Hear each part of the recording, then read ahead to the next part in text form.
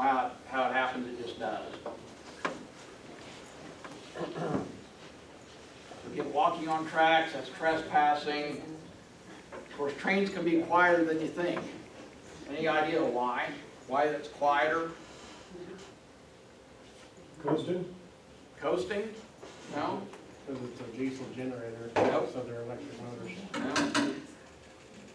No. So, what's a sound that we typically used to associate with trains? The wheels on the track. Wheels on the tracks. It doesn't make a click clack sound from the jointed rail. A lot of rail is welded together, so it don't make that sound. So it's kind of a humming noise. I live within a block of the railroad tracks in Valley Center, and sometimes the only thing I know of a train going by is I hear the rumble. I may never hear a horn, even though I know they blow them. But just, you know, with the weather conditions, if they're just right, I may hear the rumble and that's it. So, see people laying, walking on the tracks, call it in. So we'll talk more specifically about school buses. So even when you stop behind the stop line, if you've got the vision obstruction issue, then you can kind of inch forward to try and get a better view of the tracks, make sure there's nothing coming. You know, open your door, open your window. What do you guys do to maybe get your kids to quiet down in events where if you need them to be quiet, what do you do? Yell at them? Hand signal, flash the lights, the dome lights. There's several different things that drivers will do. But if your bus becomes stuck on the track, follow your evacuation plan. Make sure you get everybody off and call for help using the ENS sign.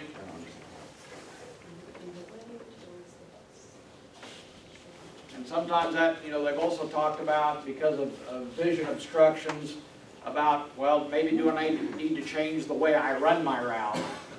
You know, instead of running it this way, you know, adjust some stops to run it the opposite way where your vision's better. So slowing down, activate your hazard flashers, get your distractions limited, look and listen, and once you start crossing, don't stop. And that's the other thing, is kind of looking ahead. That's where a lot of people, I think, this day and age don't look far enough ahead to see of problems that may be coming up in traffic. And so if you see ahead at a controlled intersection, say like along K15, and there's no, you know, there's a vehicle stopped in front and you know you can't get in the clear, then don't go until you've got clearance. And then just go and keep moving. Remember your 15 feet. So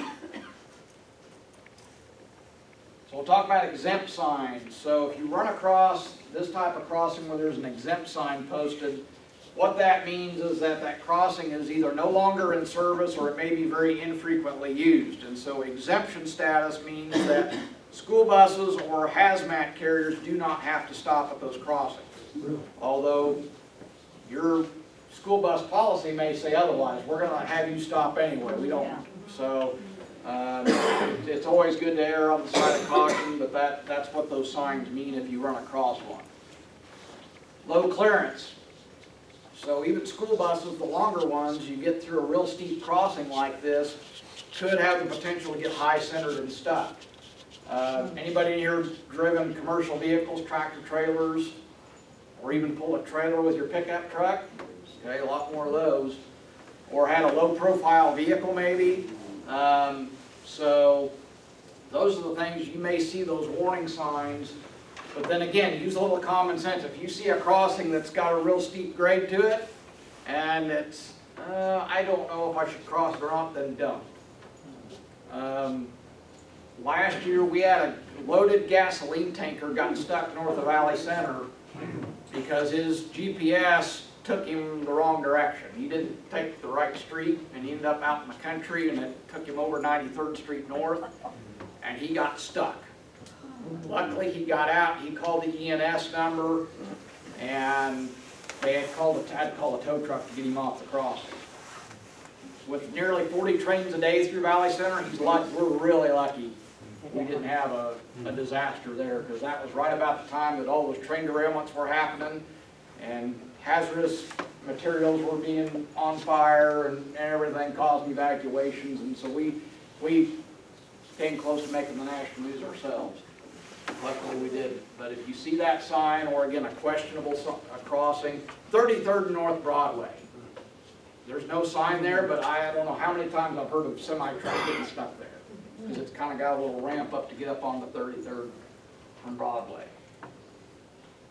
So, you know, we've got the technology out there. If you're going into an unfamiliar area, traveling, you know, kind of do a little look at the map. You know, you've got Google Maps and other map programs out there. You've got Street View, all sorts of stuff out there. You can kind of look and to be careful. Don't ignore the sign or the danger. Know how to spot low ground clearances at railroad crossings. If you do get stuck, get out of your vehicle immediately. Call the number on the blue and white sign and give the crossing ID number. Because ultimately, it is your responsibility to ensure you can clear the crossing safely. If you're not sure the vehicle you're driving can clear the tracks, find an alternate route. Always expect a train. See tracks, think train. So not only do we, you know, you've got whatever map program you might use, but the Federal Railroad Administration has an app that you can get for free called Rail Crossing Locator. And that's what they referenced there, there in that video. So the app runs off the GPS of your phone. When you open it up, it brings up a map, and all the crossings, whether they be private or public, has a little advanced warning sign on it. And when you click on that sign, it brings up a box and gives you the crossing ID number. And then you click on that box, it will open up the name of the street, if it's a public or a private crossing, gives the DOT number, and then also gives you a button down at the bottom to call the railroad in an emergency. So look for that. That can be kind of a help, especially if you come across a crossing. Maybe the crossbucks have been knocked down or stolen. So that's another thing to call in. You can use that app to kind of locate where things are. So the story behind this type of crash here, we've talked about 2 construction workers late for work across this crossing. Train's going by, and as soon as that last car cleared, they go through the gates. They got hit by the train on the other track they didn't see and killed them both. So that's why we're here to talk about these things, is to let people know of that sort of thing. Yes, sir. When you get stuck on the tracks, you're kind of a panic, and you don't see the sign that's got the number. Can you just call 911? Yep. Okay. Yep. Call 911. So again, that's why you don't ever want to drive around the lower gates.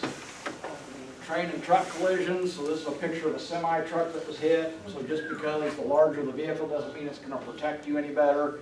School buses can be just, you know, damaged just as badly. You know, I've seen pictures and videos of school buses that the body was torn off the chassis they hit. And you know, there's been a lot of school bus incidents over the years that have killed multiple students and drivers, and we're trying to prevent that. So, you know, you can't even see the railroad crossing in the frame of the picture here, so it probably shoved that truck a great distance.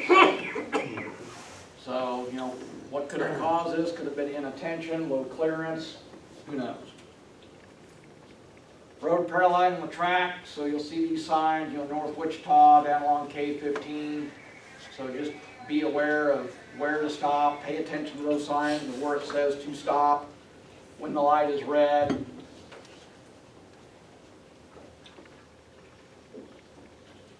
Here's our little 7.5-minute video.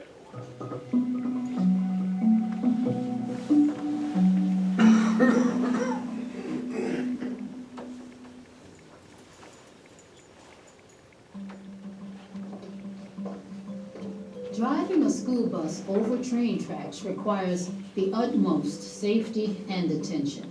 So there are a few things you'll have to know before hitting the road.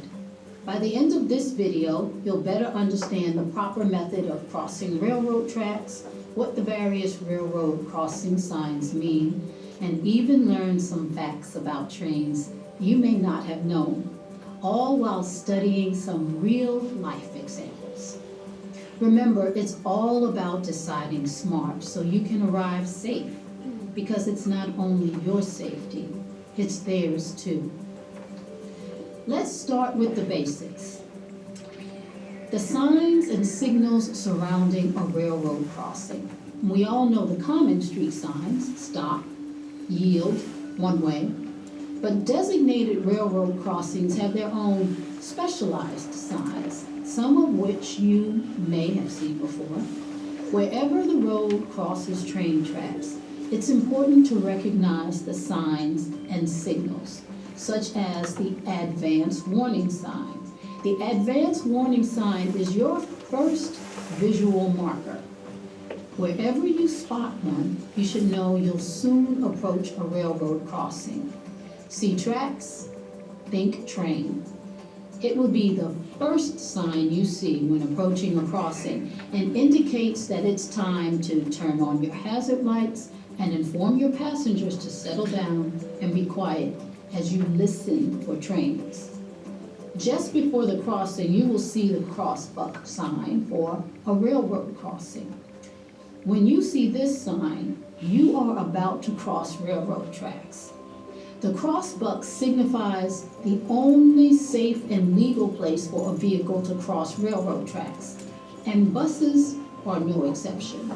When you see a crossbuck, be prepared to stop. Buses must always stop at a crossbuck, even if there aren't any trains. That's why you must always check to see if there is traffic behind you. Make sure they are aware you are stopping. When you stop at a crossbuck, you should open the driver's window and door if that's your protocol. Wait and look both ways multiple times. You should always assume a train is coming, because trains can run on any track at any time in either direction. Always expect a train. This is an exempt sign. In some states, buses can cross without stopping. To learn about your state's rules, contact your supervisor. Know that you should still look and listen, even if this sign is present. This multiple track sign means there is more than one set of tracks, which could mean multiple trains traveling in the same direction or different directions. When you see this sign, you should be extra careful, because trains could be coming in either direction. Thoroughly check all directions before proceeding, looking, and listening while you do. Double the care, double the safety.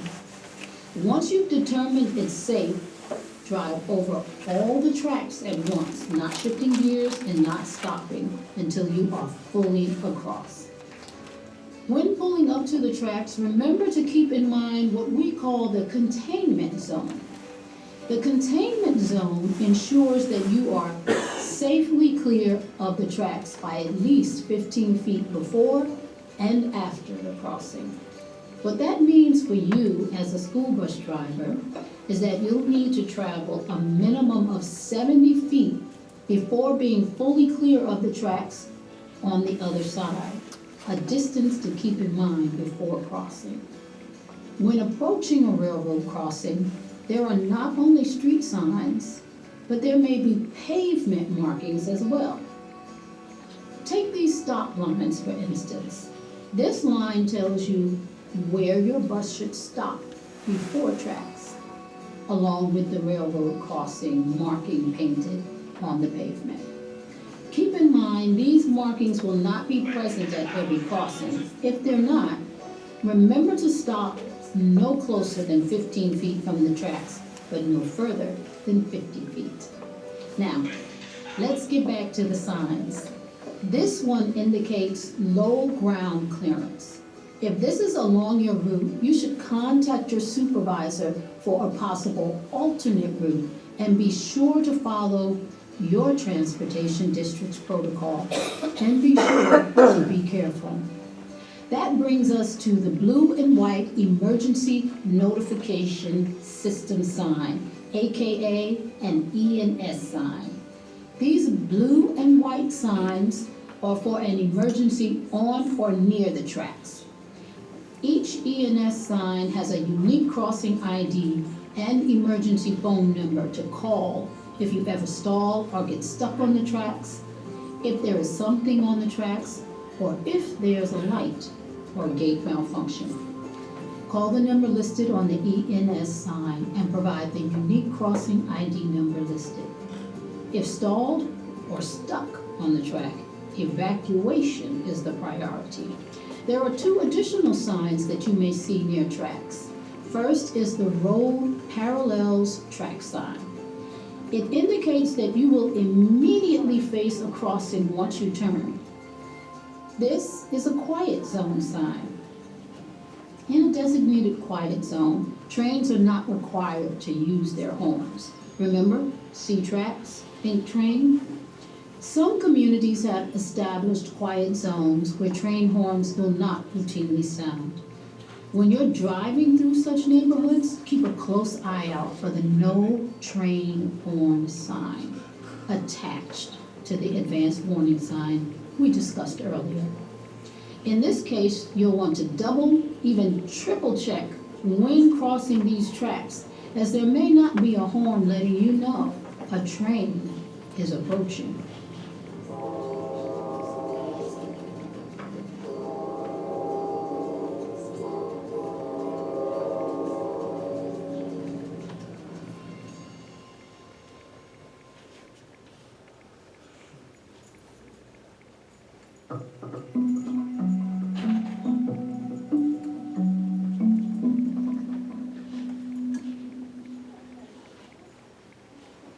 Question got brought up about blocked crossings and how long can a train legally block a crossing.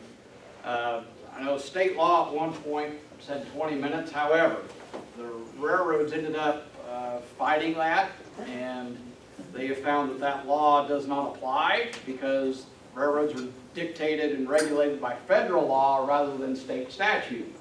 So our state statutes don't mean a thing to the railroads.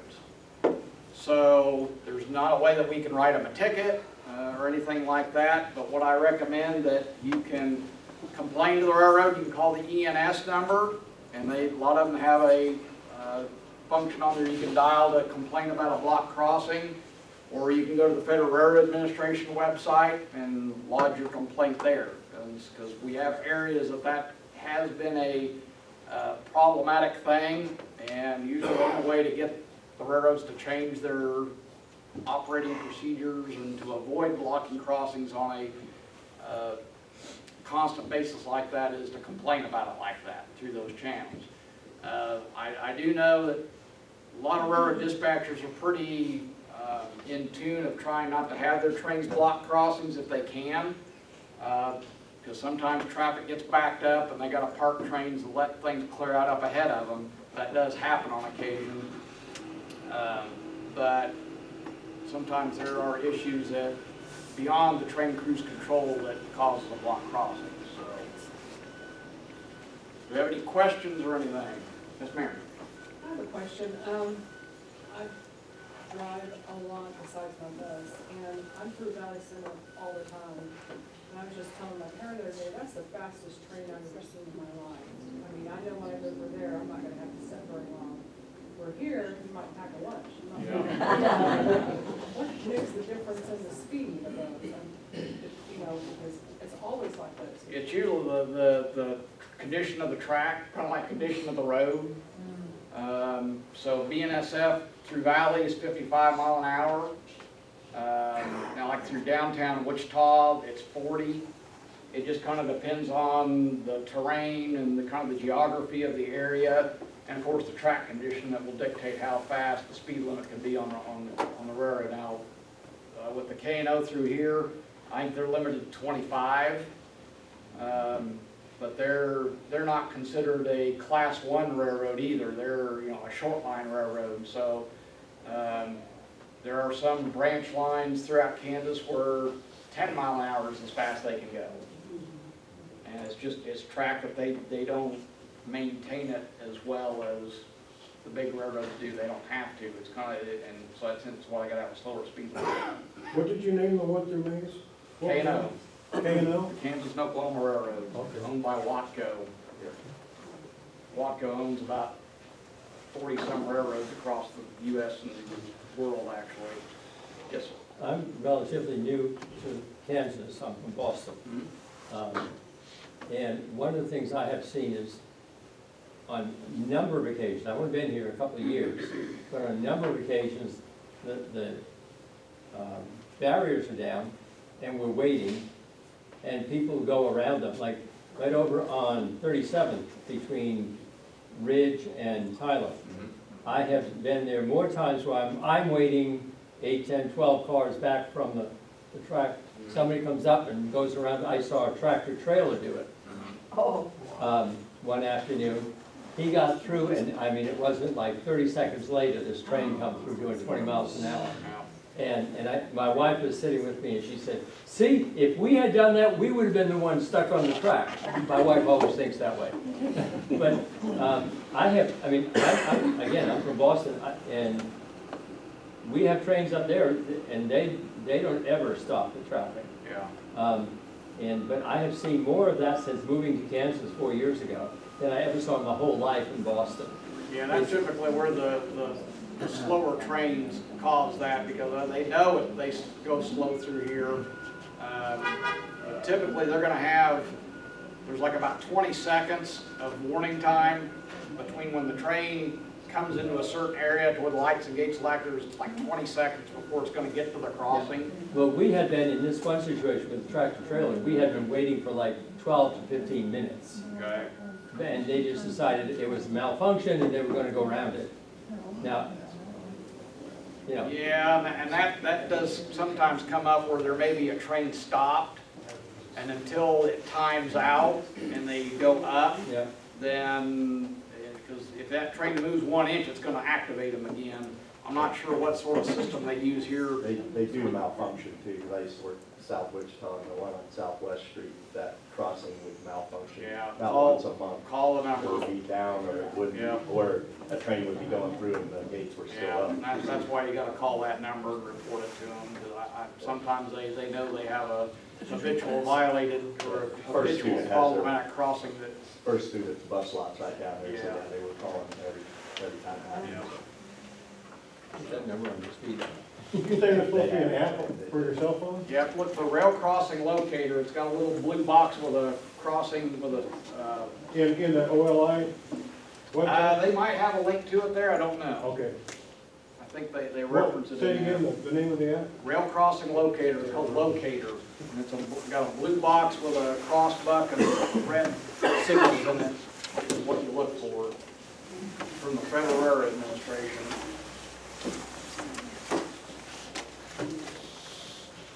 So if you like, when you get ready to, I got some handout goodies here. So I got some zipper pulls for your jacket. You can put them on your key ring. I got some ink pens here. And then I even got some brochures if you want to take one of those as well. And then actually, I've also got these stickers here that got the ENS warning, talks about that. If you want to, stick it on your dash or wherever, feel free to take some of those as well. Just kind of as a reminder of what to look for. And so, no other questions. Thank you guys for having us today. One quick thing, thanks guys for sitting through this. I know some of you were kind of reluctant. It's like, why do we need to learn that? Well, it's important to us. Our dad, one of his best friends, died about 15 years ago. He was hit by a train. He lived out by Cassidy, and he had insomnia. He would go out in the middle of the night, drive around just to try and get sleepy. We have no clue what happened, but he was hit and killed by a train on April Fool's Day. So, and yeah, we grew up being around the railroad and chasing trains and building trains, and so we've had quite an interesting childhood that most kids don't have. But so it's near and dear to our hearts. So, and if you guys need, I have a list of actually all of our crossings that you guys will encounter through Maze, and all of their numbers and the phone number and everything, if you guys want that. So. Yeah, Tina? Yeah, I have a question. We see kids on the track all the time on 45th when we cross. And I'm always telling Claire, they're on the track, we're gonna get, but I didn't know myself that was illegal. Yeah. Stupid, but illegal. So who would we call you or we call somebody else, because I don't like to go on the radio a lot because I know you guys are so busy. But who do you Chris, call? could their para call 911 on something like that? Yeah. Okay. They can call the office. Or have the para call the office, you know, on the cell phone or something, or send a text and we can call it in. By the time the police get there, they'll probably be gone, but you never know. Just like with the pond in the winter. Kids go out there and play on it when there's ice. Most of the time, they're gone by the time somebody gets over there, but you'd rather be, you know, safe than sorry. You know, just a couple nights ago, there was a kid taking senior pictures over here at 53rd on the railroad tracks that I saw. I look over and there they are. It's like, you can't do that. Well, see, I would open up the doors and get off the track. Yeah. I mean, you know, the officer know that. Yeah. Yeah. What are we supposed to do? But yeah. So, thank you guys very much. Hey, everybody stay, we've got another speaker, Tim Brand is here. But before he gets started, we might want to move your table to the side, and that way we can go through all your goodies. We had some discussion about crosswalks, these one on 45th and the one over here on Maze Road, and we made a decision today that we are a voice to our community. We are professional drivers. We are creating the policy starting today. We will stay until those lights are off. We will stop until those lights are off. We had another incident yesterday where we a bus ran through that crosswalk with kids there and lights on. So the policy starts today. You will not move if those lights are on. Take your foot off the accelerator as you go through those crosswalks. And if they're lit, stop. Make everybody else around stop. One more announcement. What's that? No, don't put your stop sign out. Okay, but I did, and the reason why I did is because a car, when we pull to the right, they can't see kids coming in front of our bus. Put your hazards on if you want to, but don't use your stop sign because you're not loading. I think we have some problems with putting the stop sign out if we're not loading a student there. So use your hazards. That could be a way. One other thing, the crosswalk lady at Maslow's is now going to have a walkie-talkie. So if we need help from her, you might hear a strange voice in the mornings. She's going to have one of those. So that's the policy that will be written. Tim Brandt's going to come up and talk, but we need to stop the video and then restart it for him. Okay? That's all I can say.